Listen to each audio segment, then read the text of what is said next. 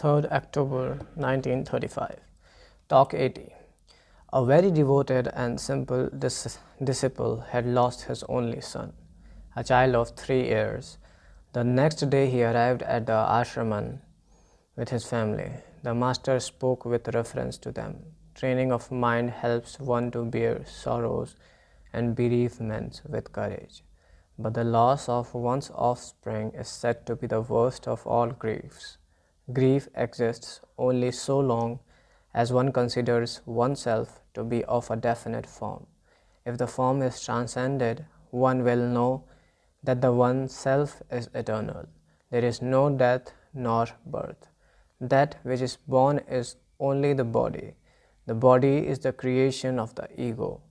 But the ego is not ordinarily perceived without the body. It is always identified with the body. It is the thought which matters. Let the sensible man consider if he knew his body in deep sleep. Why does he feel it in the waking state? But although the body was not felt in sleep, didn't the self exist then? How was he in deep sleep? How is he when awake? What is the difference? Ego rises up, and that is waking. Simultaneously, though thoughts arise, let him find out to whom are the thoughts, wherefrom do they arise. They must spring up from the conscious self. Apprehending it even vaguely helps the extinction of the ego. Thereafter, the realization of the one infinite existence becomes possible. In that state, there are no individuals other than the eternal existence. Hence, there is no thought of death or wailing. If a man considers he is born, he cannot avoid the fear of death. Let him find out if he has been born or if the self has any birth. He will discover that the self always exists, that the body which is born resolves itself into thought, and that the emergence of thought is the root of all mischief.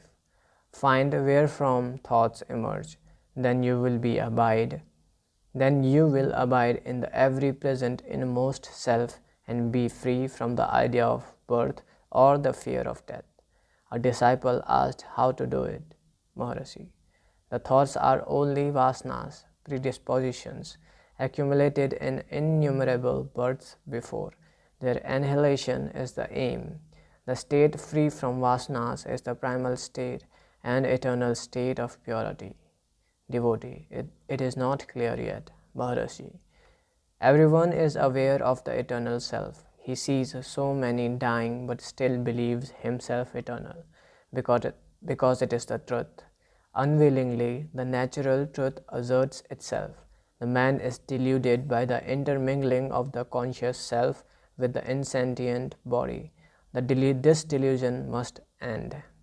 Devotee: how will it end? Maharishi: that which is born must end. The delusion is only concomitant with the ego. It rises up and sinks, but the reality never rises nor sinks. It remains eternal. The master who has realized says so. The disciple hears, thinks over the words, and realizes the self. There are two ways of putting it. The ever-present self needs no efforts to be realized. Realization is already there.